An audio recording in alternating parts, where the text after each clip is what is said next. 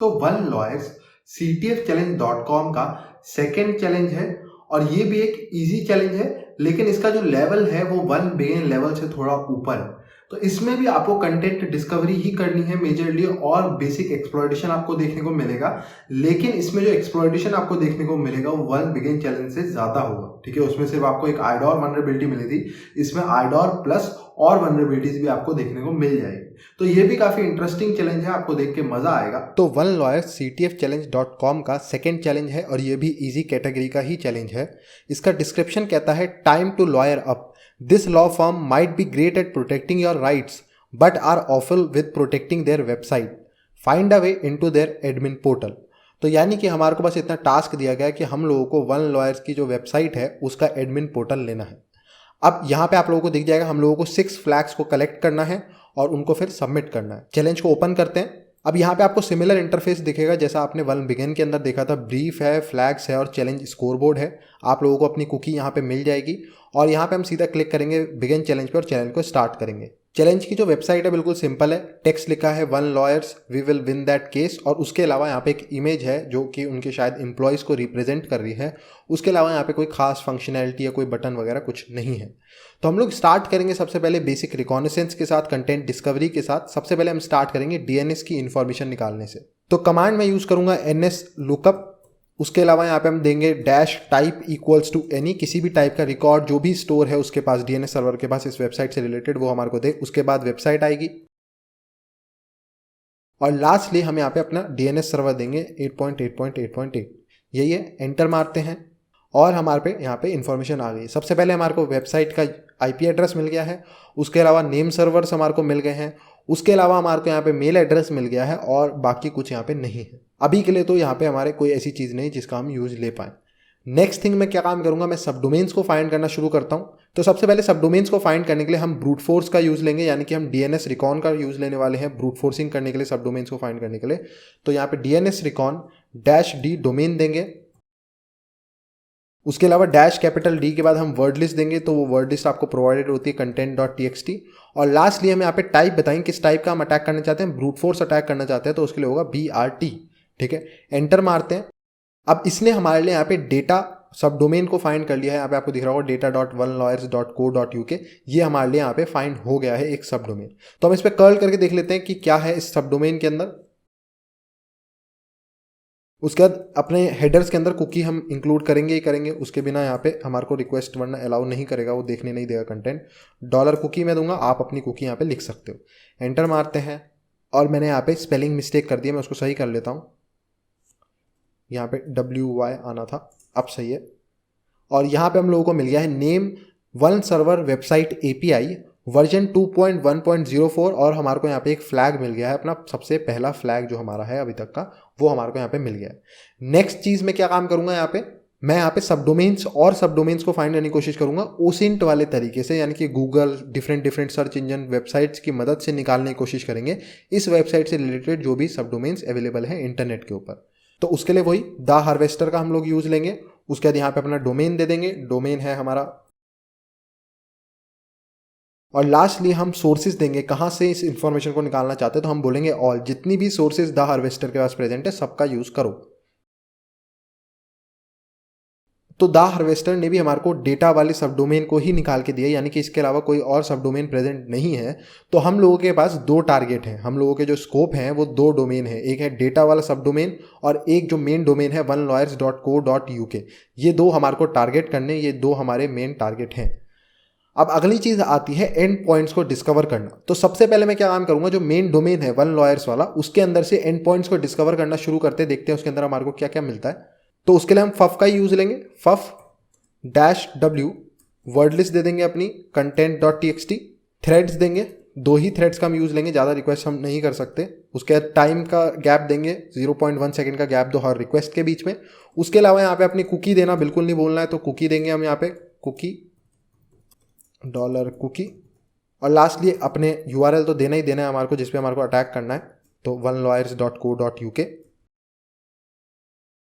और लास्टली हम यहाँ पे फज को ऐड कर देंगे जहाँ पे हमारे को फजिंग करनी है, जहाँ पे डायरेक्टरी बस्टिंग करनी है। एंटर मारते हैं तो हम लोगों को CSS डिनाइड इमेजेस JS और लॉगिन यहाँ पे मिली है, and points, different and points. इनमें से आप देखोगे कि CSS इमेजेस और JS इनमें 301 है, उसके अलावा डिनाइड पे 401 है और यहाँ पे लॉगिन पे 302 है, यानी कि रीडायरेक्ट है 302, उसके अलावा यहाँ पे अनऑथराइज है 401 में, और 301 भी परमानेंटली मूव्ड यानी कि रीडायरेक्ट ही है एक तरह का। तो ब्राउजर में इनको विजिट करके देखते हैं कि इन पे एक्चुअली क्या क्या डेटा प्रेजेंट है। तो सबसे पहले मैं जाऊँगा इमेजेस पे चलते हैं, और इमेजेस पे आपको बिल्कुल वही दिखेगा, फॉरबिडन। सिमिलरली आपको JS और CSS में भी आपको फॉरबिडन ही दिखने वाला है, JS फॉरबिडन, और सेम CSS में भी आपको फॉरबिडन ही दिखने वाला है। और हम लोगों ने एक्चुअली में सोर्स कोड भी चेक नहीं करा इस वेबसाइट का, सोर्स कोड चेक कर लेते, क्या पता कोई हमारे को ऐसी JS मिल जाए, CSS मिल जाए जो कि कस्टम मेड हो, किसी ने खुद लिखी हो प्रोग्रामर ने, तो उसके अंदर ऑफकोर्स काफ़ी बार क्लाइंट साइड वनरेबिलिटीज मिल जाती है। तो यहाँ पे अगर हम देखें तो CSS में बूटस्ट्रैप का यूज़ हुआ है, जो कि एक फ्रेमवर्क है, तो उसमें मैं ध्यान नहीं दूंगा। उसके अलावा JS में भी अगर आप देखोगे तो jQuery और बूटस्ट्रैप का ही यूज़ हुआ है, तो ये भी हमारे किसी काम की नहीं है, तो यहाँ पे कुछ काम का नहीं है। अब लास्टली हम पे बचते हैं यहाँ पे 2 एंड पॉइंट्स, एक है /login और एक है /denied। तो सबसे पहले हम लॉगिन को देख लेते हैं, क्योंकि लॉगिन इंटरेस्टिंग लग रहा है, क्या पता कोई लॉगिन पेज हो, और उसके बाद हम डिनाइड को देखते हैं। तो यहाँ पे हम लिखते हैं लॉगिन, एंटर मारते हैं, और हम लोग यहाँ पे एक्चुअली में डिनाइड पेज पे पहुंच गए हैं, जो कि कह रहा है 1 lawyers we will win that case, access is denied from your IP address. तो ये हमारे IP एड्रेस के बेस पे हमारे को रिस्ट्रिक्ट कर रहा है कि आप नहीं देख सकते इस चीज़ को, हमारे को डिनाइड पेज पे भेज गया है, जो कि यानी कि लॉगिन पेज पे जो सक्सेस नहीं होगा उसको ये डिनाइड पे रीडायरेक्ट कर रहा है। लेकिन रीडायरेक्शन बहुत इंपॉर्टेंट होती है, हमेशा देखना चाहिए कि रीडायरेक्शन एक्चुअली हो कैसे रही है। तो पहले मैं क्या काम करता हूँ, इसको बाईपास करने के लिए हम कुछ चीज़ें कर सकते हैं, क्योंकि हमारी यहाँ पे IP चेक कर रही है। तो नॉर्मली हम क्या काम करते हैं, कुछ हेडर्स होते हैं, X फॉरवर्डेड फॉर, इस टाइप के हेडर्स होते हैं, जिनको हम चेंज करके ट्राई कर सकते हैं कि अपनी IP बदल लें। तो उसके लिए हम क्या काम करेंगे, मॉड हेडर पे जाएंगे, और यहां पे मैं एक रिक्वेस्ट हेडर ऐड करूंगा, X फॉरवर्डेड फॉर। अगर आपको ये दिख रहा हो तो ये वाला जो हमारे को दिख रहा है ना, X फॉरवर्डेड फॉर, कई बार इसकी मदद से हम अपनी जो IP रिस्ट्रिक्शंस होते हैं इनको बाईपास कर लेते हैं। तो हमेशा चेक करना, जब भी आपको ऐसे IP से किसी ने ब्लॉक करा हो तो आप यहाँ पे चेक कर सकते हो कि X फॉरवर्डेड फॉर लगाने पे और 127.0.0.1 देने से क्या कोई फर्क पड़ रहा है या नहीं पड़ रहा। तो हम सेम रिक्वेस्ट दोबारा करते हैं लॉगिन पेज पे ही, देखते हैं कुछ फर्क पड़ता है। इससे ये समझेगा कि अंदर से इंटरनल रिक्वेस्ट आ रही है 127, खुद का होस्ट ये वाली रिक्वेस्ट भेज रहा है, इसको ऐसा लगेगा।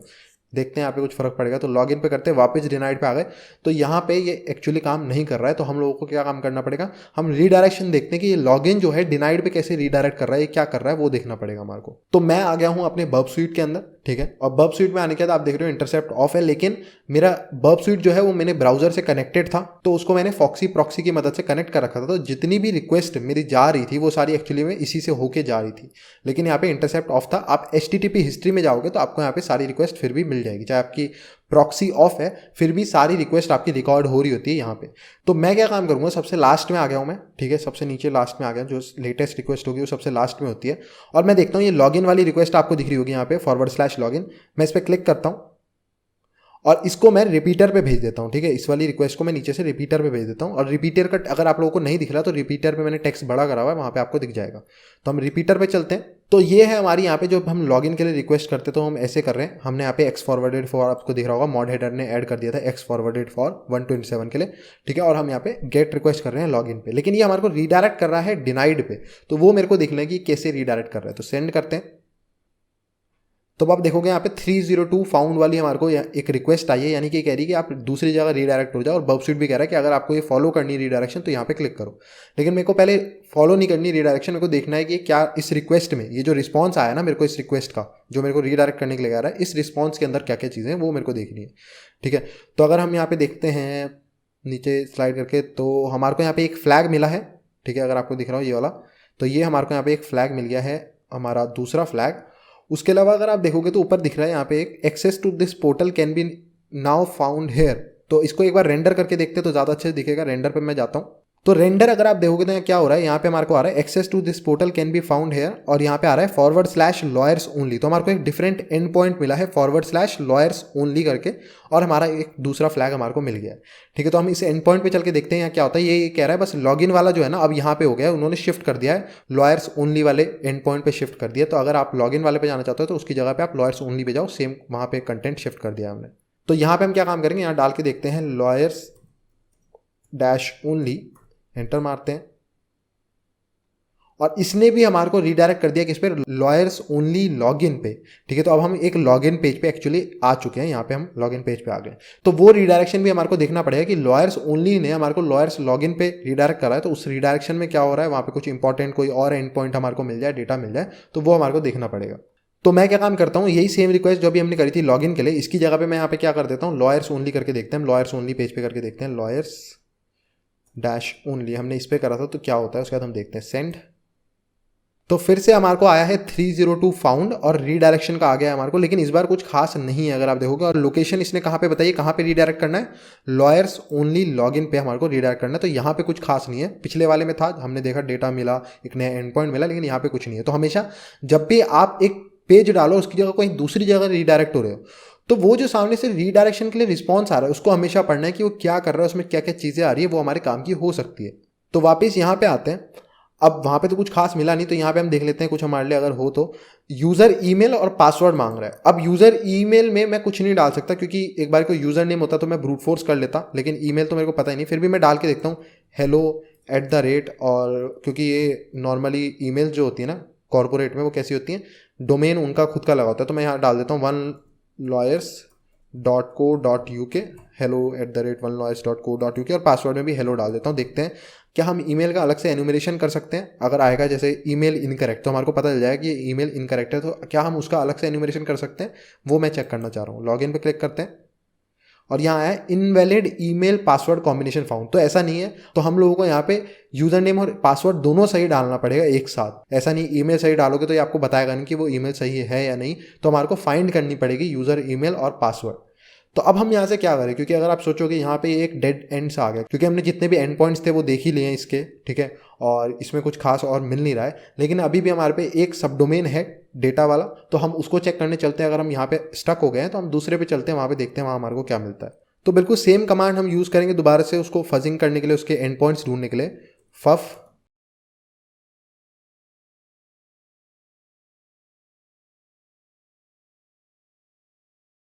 और यहाँ पे हम दे देंगे data.onelawyers.co.uk और यहाँ आगे दे देंगे फज। इस बार हमारे को ये फज करना है, एंटर मारते हैं।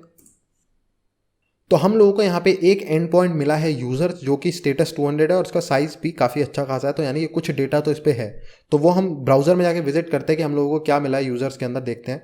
तो यहाँ डालते हैं data.onelawyers.co.uk/users, है ना, यूज़र्स हमारे को मिला है। तो वो हम देखते हैं यहाँ पे क्या मिला। तो मैंने फिर से यहाँ पे स्पेलिंग मिस्टेक करी है, वन लॉयर्स में मेरे को पता नहीं क्या दिक्कत है, तो W पहले Y बाद में आना था। एंटर मारते हैं और यहाँ पे हमारे को कुछ डेटा मिला है एक्चुअली में। अगर हम देखें तो users name equals to this, email equals to this, उसका नेम अगला।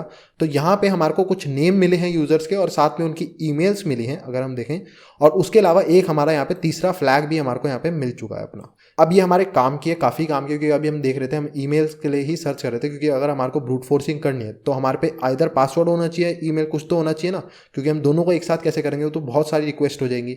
तो हम लोगों को यहाँ पे कुछ ईमेल्स मिल चुके हैं, हम इनका ज़रूर ट्राई करेंगे ब्रूट फोर्स करने के, इन पे सारे पासवर्ड्स को ट्राई करेंगे, देखते हैं हमारा क्या काम होगा। लेकिन उससे पहले इनको हमारे को सेव करना पड़ेगा। तो हमारे को उस वेब पेज के अंदर से खाली ईमेल्स को एक्सट्रैक्ट करना है, तो उसके लिए मैं यहाँ पे कुछ बैश फू का यूज़ करने वाला हूँ। तो सबसे पहले हम करेंगे कर्ल, उसके बाद अपनी URL दे देंगे, और लास्ट में हम क्या काम करेंगे, यहाँ पे अपना कुकी दे देंगे और यहाँ पे एंटर मारते देखते हैं आता है हमारा कंटेंट, हमारे को यहाँ पे मिल गया, ठीक है। अब सबसे पहले आपको ये समझना पड़ेगा ये जेसन डाटा है, बहुत इजी सा स्ट्रक्चर होता है जेसन को समझने के लिए। जैसे पाइथन में डिक्शनरी होती है, उसी फॉर्मेट को आप जेसन फॉर्मेट समझ सकते हो एक तरीके से। तो ये जेसन फॉर्मेट है। तो जेसन को पार्स करने के लिए ना हमारे पास एक टूल आता है लिनक्स के अंदर, JQ, आप उसका यूज़ ले सकते हो। उसको आपको इंस्टॉल करना पड़ेगा शायद अलग से, तो आप इंस्टॉल कर लेना apt install JQ। तो मैं आपको करके दिखाता हूँ, मैं इसके आउटपुट को JQ के अंदर डाल दूंगा, तो JQ और एंटर मारता हूँ, तो आपको दिखेगा ये पार्स करके बहुत अच्छे से मुझे जेसन डाटा को दिखा देगा। दिख रहा है आपको यहाँ पे। अब इस जेसन डाटा के अंदर हमारे को क्या चाहिए, ये जो ईमेल्स हैं ये निकालनी है। तो सबसे पहले इस जेसन डाटा के अंदर आपको देखना पड़ेगा, यहाँ पे दो मेन हमारे पास कीज़ हैं, एक है यूज़र, ठीक है, यूज़र के अंदर ये सारे आते हैं जितने भी ईमेल्स हैं, और एक अलग से है फ्लैग। तो सबसे पहले हमारे को क्या चाहिए, यूज़र्स का डेटा चाहिए, और यूज़र्स के अंदर भी हमारे को क्या चाहिए, ईमेल्स चाहिए, ऐसे ही चाहिए। तो इसी हायरार्की के अंदर से हमारे को निकालना पड़ेगा। तो कैसे कर सकते हैं, देखो यूज़र्स क्या है, जब मैं यूज़र्स का एक्सेस लूँगा, यूज़र्स एक एरे है, आपको दिख रहा होगा स्क्वायर ब्रैकेट, यूज़र्स एक एरे है, और फिर उसके अंदर से हमारे को ईमेल निकालना है। तो मैं क्या काम करूँगा यहाँ पे, मैं आपको दिखाता हूँ। सेम कमांड लिखेंगे। तो सबसे पहले मुझे यूजर्स वाली जो की है उसको एक्सेस करना है, तो मैं दूंगा डॉट यूजर्स, तो इससे मुझे सिर्फ यूजर्स मिल जाएंगे। अगर मैं एंटर मारूं तो आपको दिखेगा खाली यूजर्स आएंगे, इस बार फ्लैग वाला नहीं आएगा। अब ये क्या है, अगर आपको दिखे ये एक एरे है, दिख रहा है ना एरे। अब एरे में क्या होता है, इंडेक्सिंग होती है। ये इंडेक्स नंबर 0 होगा, ये इंडेक्स नंबर 1 होगा, ये इंडेक्स नंबर 2 होगा, है ना। तो उस हिसाब से हमारे को इसको निकालना पड़ेगा। तो इसी कमांड में हम क्या काम करेंगे, सबसे पहले हमारे को इंडेक्स 0 निकालना है ना, एक एक करके इंडेक्स के अंदर से हम ईमेल निकालेंगे। तो सबसे पहले मुझे क्या चाहिए, इंडेक्स 0, है ना। तो मैं यहाँ पे इंडेक्सिंग के लिए क्या यूज़ कर रहा हूँ, स्क्वायर ब्रैकेट्स। ये बेसिक सी प्रोग्रामिंग है, जैसे हर प्रोग्रामिंग लैंग्वेज में हम करते हैं, स्क्वायर ब्रैकेट्स लगा के इंडेक्सिंग करते हैं, वही सेम काम कर रहा हूँ। अब इसको आपको सिंगल कोट्स के अंदर डालना पड़ेगा, ये तभी काम करेगा। तो यहाँ सिंगल कोट्स के अंदर डालते हैं। अब आपको दिखेगा यहाँ पे पहले इंडेक्स की जो वैल्यू है वो मेरे पास आ गई। अब लास्ट इसमें से भी मेरे को ईमेल निकालना है, तो वो भी बहुत ईजी है। इसके आगे मैं दूंगा डॉट और ईमेल, ठीक है। तो अब मेरे को इसके अंदर से भी ईमेल निकाल के मुझे दे देगा। एंटर मारते हैं और हमारी ईमेल जो है हमारे पास आ गई है। अभी भी इसमें एक दिक्कत है कि इसके आगे जो आप देख रहे हो ना, डबल कोट्स आ रहे हैं, दिख रहे हैं डबल कोट्स, मुझे ये नहीं चाहिए, है ना। मैं इन सबको एक साथ फाइल के अंदर सेव करना चाहता हूँ। तो मैं क्या काम करूँगा, डबल कोट्स भी हटा दूंगा। इसके लिए मैं एक और बार पाइपिंग करूँगा, और इसको एक कमांड होता है टीआर। टीआर क्या काम करता है, कोई पर्टिकुलर कैरेक्टर अगर आपको निकालना है आउटपुट के अंदर से, हटाना है, तो उसके लिए आप टीआर कमांड का यूज़ करते हो। टीआर डैश डी दूंगा, किस कैरेक्टर को हटाना है वो बताना होता है, और वो हम देंगे सिंगल कोट्स के अंदर। सिंगल कोट्स के अंदर एक डबल कोट डाल देंगे, यानी कि हम कह रहे हैं कि जो आउटपुट आएगा उसके अंदर से डबल कोट्स को रिमूव कर दो। अब मैं एंटर मारता हूँ, अब आपको दिखेगा डायरेक्ट ईमेल हमारे पास आ गई है। इस आउटपुट का मत सोचना, आप सोच रहे हो कि ये जो आउटपुट आ रहा है ये आउटपुट बेकार है, कर्ल देता है, लेकिन इससे हमारे को कोई फर्क नहीं पड़ेगा। हम क्या काम करेंगे, इसको अब इस पूरे चीज़ को एक फाइल के अंदर हम लिख देंगे। emails.txt नाम की एक फाइल है, उसके अंदर मैं लिखता जाऊंगा सारे इंडेक्स की वैल्यूज़ को, ठीक है। ये मैं ऐसे पहले इंडेक्स की लिख रहा हूँ, ठीक है, और उसके बाद हम देंगे यहाँ पे इसकी जगह 1 इंडेक्स हो जाएगा बस, ठीक है। ऐसे करके 5 वैल्यूज है वहाँ पे, तो हमें 4 इंडेक्स तक की वैल्यू ये देनी है। यहाँ 1 हो जाएगा,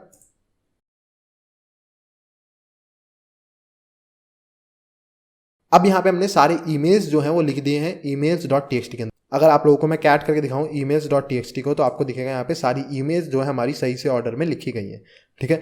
तो थोड़ी बहुत बैश आपको पता होना चाहिए अच्छे से। जिस भी चीज़ पे आप काम कर रहे हो, चाहे आप CMD पे हो, किसी पे भी हो, उनके कमांड्स को बहुत अच्छे से प्रैक्टिस करोगे ना, तो आपका 90% काम आसान हो जाता है। जिस भी चीज़ पे काम, अगर आप पाइथन कर रहे हो तो पाइथन को इतना स्ट्रॉन्ग कर लो कि आप उससे बहुत फास्ट ऑटोमेशन कर पाओ, ठीक है। सिमिलरली अगर मैं बैश कर रहा हूँ तो यहाँ मैंने कोई बहुत बड़ी प्रोग्रामिंग लैंग्वेज है कुछ नहीं यूज़ करा, मैंने बेसिक टूल्स, JQ का मुझे पता था, मुझे TR का पता था। ऐसे बेसिक आप कमांड लाइन पता कर लोगे ना, तो देखो आपका काम कितना आसान हो। इसी को मैं कॉपी पेस्ट करके ब्राउजर से बार बार कर रहा होता काम, तो वही काम मेरा स्लो होता है। यहाँ पे मैंने काम और इसको और भी फास्ट कर सकता था, तो मैंने 0 1 2 3 करा, इसको मैं एक लूप के अंदर डाल देता, तो यही काम और भी फास्ट हो जाता मेरा, है ना। तो इसलिए यहाँ पे ये बेसिक चीज़ें आपको पता होनी चाहिए।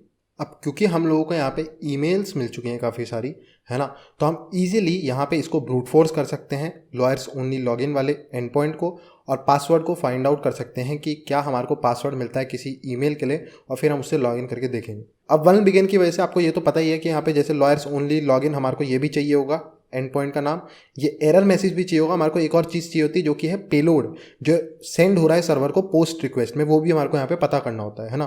तो हम क्या काम करते हैं, इंस्पेक्ट खोल लेते हैं, नेटवर्क टैब के अंदर चलते हैं, और यहाँ पे मैं क्या काम करता हूँ, मैं यहाँ पे कुछ यूज़र नेम पासवर्ड डालता हूँ, ठीक है, ताकि हमारे को पेलोड पता है ना, वो यूज़र नेम इक्वल्स टू और क्या वैल्यू जा रही है एंड पासवर्ड इक्वल्स टू, ताकि हम उसको फिर यूज़ कर पाएँ ब्रूट फोर्सिंग के लिए। तो यहाँ पे हम डाल देते हैं हेलो, और सेम पासवर्ड में भी हेलो डाल देते हैं, और उसके बाद लॉगिन करते हैं। तो हमारे को मिल गया है लॉयर्स ओनली लॉगिन, ठीक है। तो यहाँ पे इस पर क्लिक करते हैं, और उसके बाद आपको यहाँ पे मिल जाएगा आपका पेलोड। व्यू सोर्स पे क्लिक करोगे तो आपको मिल जाएगा email equals to hello and password equals to hello. अब यहाँ पे ना एक चीज़ दिक्कत है, मैंने अभी ध्यान दिया, इस लॉयर्स ओनली लॉगिन का स्टेटस कोड क्या था। अगर हम इसको बंद करें और यहाँ पे इसका स्टेटस कोड देखो क्या है, 401।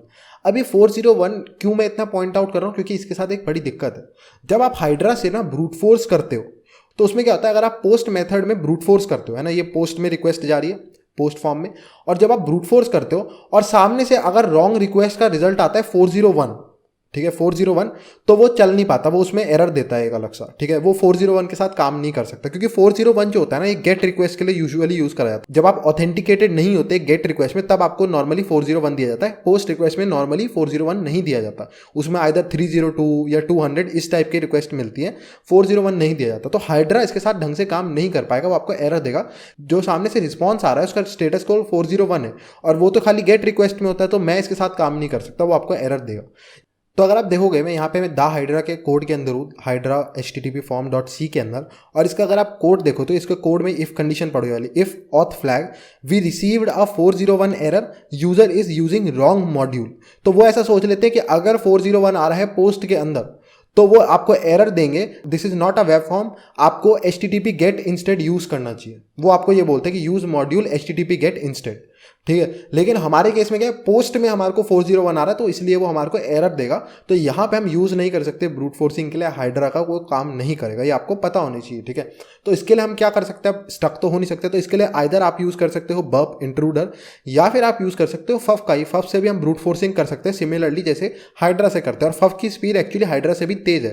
तो अगर आप लोग फफ से सीख जाते हो कैसे ब्रूट फोर्सिंग करते हैं, तो आराम से आप फफ का यूज़ लो, हाइड्रा से भी वो तेज़ काम करेगा वेब में ब्रूट फोर्सिंग करने के लिए। तो इसका कमांड होगा फफ, उसके बाद -X पोस्ट, यानी कि हम पोस्ट मेथड से रिक्वेस्ट करना चाहते हैं। उसके बाद आएगा -D, डेटा क्या भेजना चाहते हैं, पेलोड क्या हम भेज रहे हैं वो हमारे को बताना पड़ता है ना, जिसमें हम फजिंग करेंगे। तो वो होगा ईमेल इक्वल्स टू, और यहाँ दे देंगे यू फज, यानी कि यूजर नेम फज। यहाँ पे कोई भी वेरिएबल दे सकते हो, यू फज में अपनी मर्जी से आप अपना नाम भी लिख सकते हो, कोई फर्क नहीं पड़ता। यहाँ पे हम इसे बस बता रहे हैं, इसको ब्रूट फोर्स करना है, ठीक है। उसके बाद यहाँ पे आएगा पासवर्ड यही पेलोड जा रहा था, सेम ऐसे ही जा रहा था ना। उसके बाद पी फज दे देते हैं, इसका नाम पी फज। यहाँ पे आप कुछ भी दे सकते हो अपनी मर्जी से नाम। उसके बाद आता है आपको यहाँ पे वर्ड लिस्ट देनी पड़ती है। अब यहाँ पे हमको 2 वर्ड लिस्ट देनी है, एक है emails.txt जिसके अंदर सारी ईमेल्स है, और एक पासवर्ड वाली फाइल। तो पहले हम ईमेल्स वाली फाइल देंगे, तो उसके लिए मैं लिखूंगा यहाँ पे खाली emails.txt, वो करंट फोल्डर के अंदर ही है। और इसके आगे कोलन देके हम बताएंगे कि ये वर्ड लिस्ट किसके लिए यूज करनी है, ये करनी है आपको यू फज के लिए, ठीक है, यू फज। उसके अलावा यहाँ पे एक और वर्ड लिस्ट देंगे हम पासवर्ड के लिए, तो देंगे /word list password.txt, ठीक है। और यहाँ पे भी कोलन देके बताएंगे ये वाली वर्ड लिस्ट आपको किसके लिए यूज करनी है, पी फर्स्ट के लिए, ठीक है। ये पी फर्स्ट के लिए आपको यूज करनी है, ये हम इसको बता दें। उसके बाद आएगी हमारी यूआरएल वही होगी हमारी वन लॉयर्स वाली।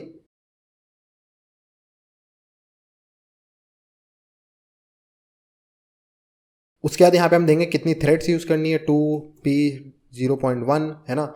और उसके बाद हम यहाँ पे देंगे कैसे अटैक करना है। देखो, अगर आपने बर्प में इंट्रूडर यूज करा तो उसमें कुछ मोड्स होते हैं अटैक के, है ना। पिच फोर्क होता है, क्लस्टर बॉम्ब होता है, स्नाइपर। तो यहाँ पे भी आपको मोड बताना पड़ता है, तो हम लिखेंगे -मोड और क्लस्टर बॉम्ब दे देंगे यहाँ पे, क्लस्टर बॉम्ब। आप क्लस्टर बॉम्ब नहीं भी दोगे तो भी काम चलेगा, क्योंकि by default mode cluster bomb भी होता है। बस मैं आपको दिखाना चाह रहा था कि आप अगर आप मान लो पिच फॉर्क कर रहे हो स्नाइपर, तो आपको -मोड देना चाहिए। हम नहीं देंगे क्योंकि by default cluster bomb he mode होता है। क्लस्टर बॉम्ब का मतलब हर ईमेल पे सारे पासवर्ड ट्राई करो, पहली ईमेल पे सारे पासवर्ड, फिर दूसरी ईमेल पे सारे पासवर्ड। ये हम इसको यहाँ पे क्लस्टर बॉम्ब की मदद से बता रहे हैं, ऐसे अटैक करना है, ठीक है। उसके बाद हम यहाँ पे कुकी देंगे, तो -H के साथ कुकी दे देते हैं। और उसके बाद ना हमारे को यहाँ पे एक स्पेशल चीज और देनी पड़ती है। अब अगर आपको याद हो, हाइड्रा में हम बताते हैं HTTP पोस्ट फॉर्म, है ना। अब हमने इसे ये तो बता दिया कि HTTP रिक्वेस्ट है, जो कि मैंने अभी देखा है स्पेलिंग गलत है HTTP की मेरी। अब HTTP हमने इसको बता दिया, हमने ये भी बता दिया पोस्ट रिक्वेस्ट है ना। तो हम बताते हैं हाइड्रा के अंदर ये HTTP पोस्ट और फॉर्म है। अब हमारे को ये भी तो बताना पड़ेगा कि हमारे को एक HTML फॉर्म पे करना है अटैक, है ना। HTML का एक फॉर्म है, उस पेज पे उसका जो डेटा जा रहा है यूजर नेम पासवर्ड, उस पर हमारे को ब्रूट फोर्सिंग करनी है, ये हमारे को बताना पड़ेगा, है ना। तो वो बताने के लिए हमारे को यहाँ पे एक हेडर को सेट करना पड़ता है। वो हेडर है कंटेंट टाइप, ठीक है, कंटेंट-टाइप। ये हमारे को हेडर यहाँ पे सेट करना पड़ता है। इसकी वैल्यू क्या होगी, इसकी वैल्यू होगी एप्लीकेशन x-www-form-url encoded, ठीक है। यानी कि हम फॉर्म का URL एनकोडेड डेटा जो है वो सेंड कर रहे हैं, कंटेंट टाइप बता रहे हैं सामने सर्वर को किस टाइप का डेटा आपको हम सेंड कर रहे हैं। अब यहाँ पे ये कमांड पूरा हो गया, बस ये कमांड इतना ही था। इसमें अभी एक छोटा सा चेंज और करना है, तो मैं आपको एंटर मार के दिखाता हूँ मैं किस बारे में बात कर रहा हूँ। एंटर मारते हैं, ठीक है। अब ये रन होने लग गया। अब देखो यहाँ पे कैसे कैसे मैसेज आने लग गए, 401 ये सारी चीजें हमारे को प्रिंट कर रहा है। क्यों? क्योंकि स्टेटस कोड आ रहा है 401, और बाय डिफॉल्ट फफ जो होता है ना 401 जो स्टेटस कोड आता है उसको यहाँ पे लॉग करता है, बताता है कि 401 मिल रहा है 401, उसके लिए बहुत स्पेशल नंबर है। लेकिन हमारे को पता है 401 हमेशा कब आएगा, जब यहाँ पे हमारी रिक्वेस्ट गलत होगी तभी आएगा ना, हमारे को वो नहीं चाहिए। तो हम यहाँ पे क्या काम कर सकते हैं, सेम कमांड में एक ऑप्शन ऐड करेंगे FC क्या काम करेगा, फिल्टर का काम करता है। F का मतलब है फिल्टर। तो हम इसे कह रहे हैं फिल्टर करो स्टेटस कोड पे जो कोड आ रहा है 401, इसको फिल्टर आउट कर दो, यानी कि ये मेरे को मत दिखाओ, ठीक है। फिल्टर आउट का मतलब है यहाँ पे फिल्टर, जब हम एफ का यूज करते हैं ना, डैश एफ, इसका मतलब फिल्टर कर रहे हैं हम, हटा दो, इस चीज को मत दिखाओ। और सी का मतलब है कोड। आप बहुत चीजों से फिल्टर कर सकते हो फफ के अंदर, ठीक है। Status code, status size, content length, बहुत सारी चीजें हैं, कितनी लाइंस आ रही है रिस्पॉन्स में, उसके बेस पे भी आप यहाँ पे फिल्टर आउट कर सकते हो डेटा को। हम यहाँ पे कोड के बेस पे कर रहे हैं, इसलिए FC दिया और 401। तो अब मेरे को 401 नहीं दिखाएगा, उसके अलावा कोई और स्टेटस कोड आएगा वो ये मुझे दिखाएगा। तो एंटर मारते हैं, अब देखो वो चीजें यहाँ पे प्रिंट नहीं होंगी। तो हम लोगों को यहाँ पे एक वैलिड ईमेल और वैलिड पासवर्ड मिल चुका है। यूफज और पीफज जो हमने सेट करा था फफ के अंदर, वो हमारे को मिल चुका है। पासवर्ड है समर, और जसकरण का हमारे को यहाँ पे ईमेल मिल चुका है।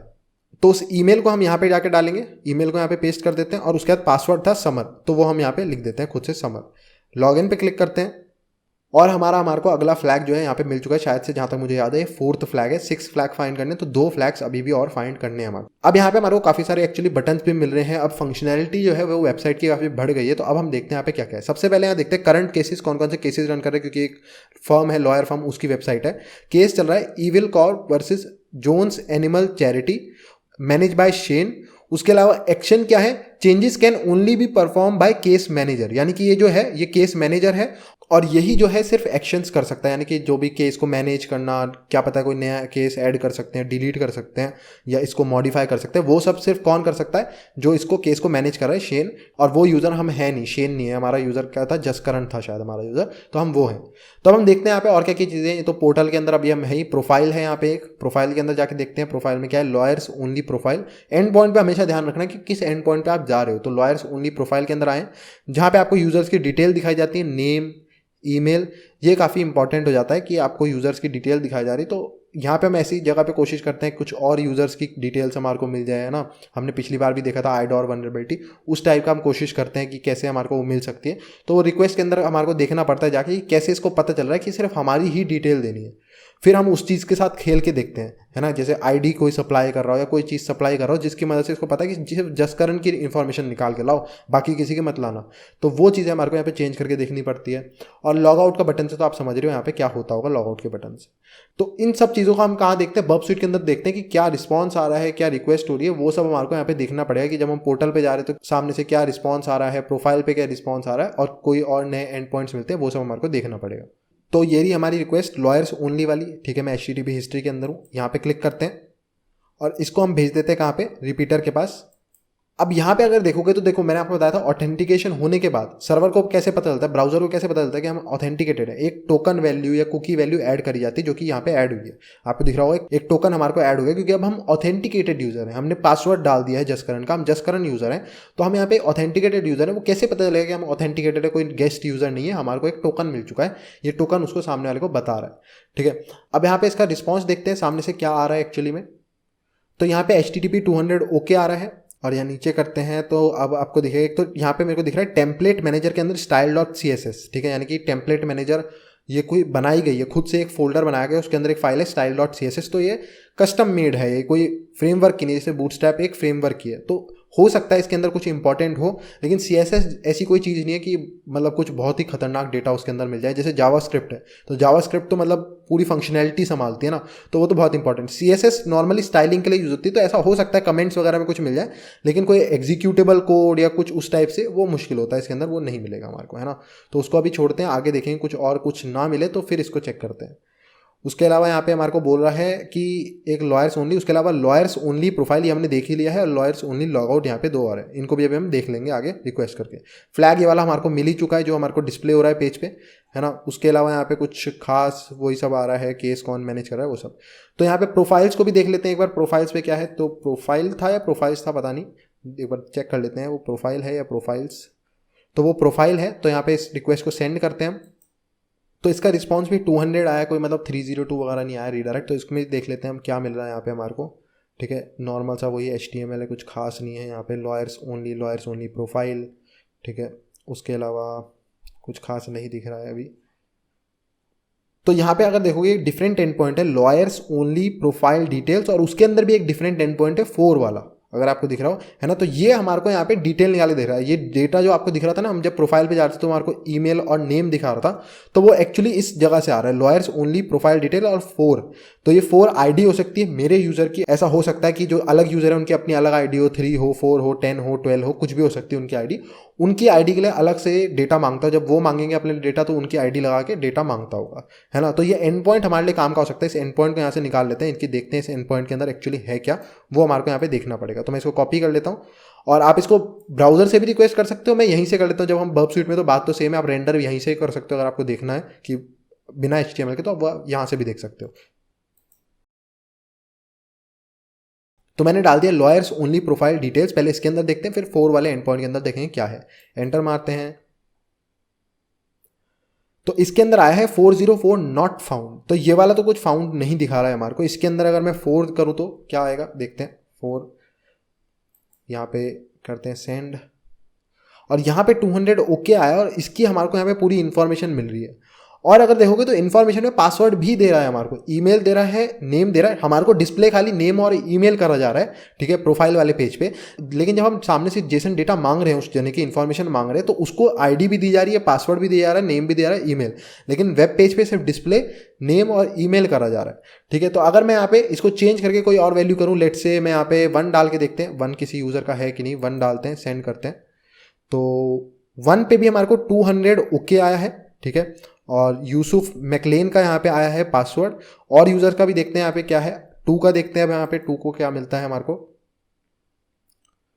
ओके, 2 को यहाँ पे, और ये मिल गया है शेन का एक्चुअली डेटा। शेन जो केस को मैनेज कर रहा था, अगर आपको याद हो, उसका डेटा हमारे को यहाँ पे मिल चुका है, और एक फ्लैग भी मिल गया है हमारे को शेन में, ठीक है। ये हमारा यहाँ पे 5th फ्लैग हमारे को हमारे हाथ लग गया है, ठीक है। और एक फ्लैग हमारा लास्ट रह गया है ढूंढना अभी भी।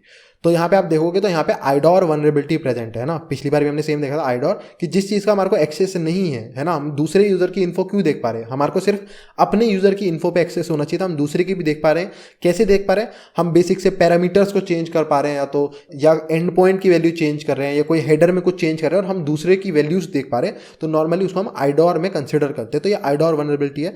अब सिमिलरली यहाँ पे मेरे को फ्लैग मिल गया, तो मेरे को पता है कि ये चाहता था जो ऑथर था कि मैं इस पेज पे आऊँ, ये मैं देखूँ, क्योंकि वो फ्लैग उसने यहीं छुपाया था। इसका मतलब शेन हमारे लिए बहुत इंपॉर्टेंट है। तो मैं शेन की तरह लॉग इन करता हूँ, क्योंकि फिर मैं केस को मैनेज कर पाऊंगा। मेरे पे नए नए ऑप्शन आएंगे, शायद modify case, add case, delete case. तो मैं उनके साथ भी कुछ नई फंक्शनैलिटी के साथ छेड़खाड़ी करके देखेंगे क्या हो सकता है। तो हम लॉग इन करते हैं शेन की तरह, और इसका तो पासवर्ड और यूजर नेम दोनों ही अजीब सा, तो मेरे को दोनों कॉपी पेस्ट करने पड़ेंगे। तो मैं यहाँ पे सबसे पहले लॉग आउट कर लेता हूँ। तो यहाँ पे हम ईमेल डाल देते हैं शेन की, और नीचे उसका पासवर्ड पेस्ट कर देते हैं। लॉग इन करते हैं, और यहाँ पे अब हमारे को आप देखोगे तो हम आ गए हैं शेन के अंदर, शेन की तरह बन गए। बाकी सब तो ठीक है। प्रोफाइल पे जाके अगर हम देखें, प्रोफाइल पे हमारे को क्या दिखता है, वही सब जो बेसिक सी इन्फॉर्मेशन है ना। और पोर्टल के अंदर जाएंगे तो हम देखते हैं, पोर्टल में हमारे को यहाँ पे डिलीट केस का एक नया बटन दिख रहा है, जो हम केस को, क्योंकि हम इस केस को मैनेज कर रहे हैं तो हम इसको डिलीट भी कर सकते हैं। तो डिलीट करना तो नहीं चाहिए किसी की, अगर आप ओरिजिनल वेबसाइट पर तो ऐसा काम करोगे अच्छा नहीं होगा। लेकिन क्योंकि हमारे को इसकी फंक्शनैलिटी को पूरी चेक करना है, डिलीट केस बटन करके आ रहा है, तो वो सब देखते हैं। तो डिलीट केस करते हैं, और हमारे को मिल गया है there are no more cases, और लास्ट फ्लैग हमारे को मिल गया है। तो हमारे को यही काम करना था, हमारे को एडमिन बन के दिखाना था इनकी वेबसाइट पे कि हम आपकी वेबसाइट पे सब कुछ कर सकते हैं। आपके जो केसेस हैं, जो आप हैंडल कर रहे हैं, आपकी फर्म पूरी हैंडल कर रही है, वो हम डिलीट तक मार सकते हैं। तो ये सबसे सीवियर वनरेबिलिटी आपके लिए, कि मैं आपकी वेबसाइट पे जो आपका मेन काम है, आप केसेस हैंडल करते हो, लॉयर हो आप, वो सब मैं उड़ा सकता हूँ। तो ऑफकोर्स आपकी मेन वनरेबिलिटी थी, तो हमने उसको एक्सप्लॉइट कर दिया, और हम लोगों को यहाँ पे लास्ट 6th फ्लैग हमारा मिल गया। इस चैलेंज को हमने सॉल्व कर दिया। तो अगर आपको 1 लॉयर्स चैलेंज पसंद आया है, आपको ये वीडियो पसंद आई है, so please like the video, subscribe the channel. Thank you and good bye.